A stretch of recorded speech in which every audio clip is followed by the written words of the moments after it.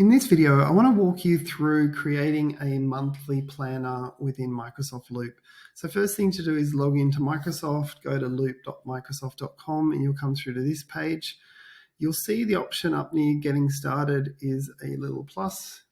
We click on it, add a new page, monthly planner, and then you can add in an icon. Then you can add a cover image. Click on the image and then click on add. So we're ready to go. So from here, the options that we've got is either to start from scratch, or we can go and choose one of the existing templates. Now they don't actually have at the moment a monthly planner template, but what you could do is you could come through and find a particular template that's close to the kind of styling that you want. That might save you, say, 10 minutes of time actually coming through and going, oh, actually I like the look of this. I like some of these categories. Let's go and use that for the monthly template. Some people like to use a template and then just adjust it to their particular needs and the names that they want to use for the different columns. But in our case, if you wanted to choose any of these, you say use this template. In our case, we're going to be adding in our own elements. So if I / these top components are more kind of what you'd have in a formatted, say, like Microsoft Word doc, where you've got headings, basic table, checklist that's kind of unformatted, and then we've got lists and a divider. And then coming down, we've got templates that we can use. Now, I'm going to show you two. The voting table is more that if you've got kind of more collaborative environment and you want to have some voting. But I'll show you the task list is one option. And coming down, I'll / and I'm going to put in a progress tracker down here as well. So these are two ways that I guess if you're planning out your month, and I'm assuming that you might be planning out for to-do list items as well as, say, events that are happening. So in that case, you might say task 1, task 2, event 1. And you'd say who it's for, and then you'd say a particular date in the future. Like this, so you might actually kind of plan it out. And you can move these around. There's kind of like basic kind of planning. You can also do some sorting as well.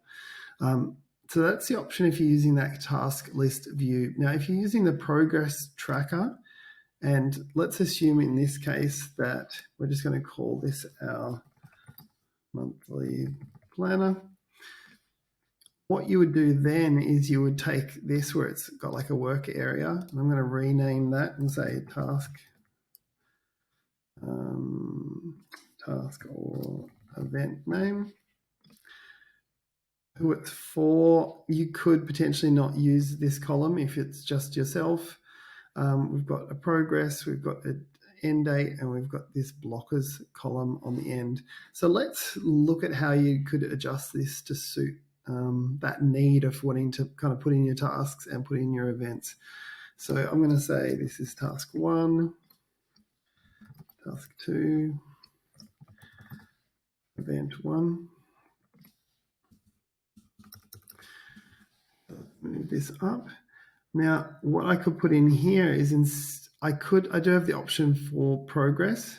So you could continue to use this, not started, in progress, completed, off track, if you want to use that. Otherwise, you could use this kind of column, rename it. Might be category. I'm going to change this one to a home-based task. I'm going to change this one to be a work-based task.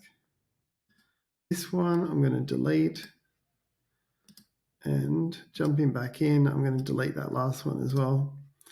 So what this means now is I could say I've got this work event, I've got one home task, and I've got one work task. So just visually I can kind of see what I've got on, when it's due. And this last one could be, I might rename that to say kind of the completion of it. Finish all steps. and doc attend event.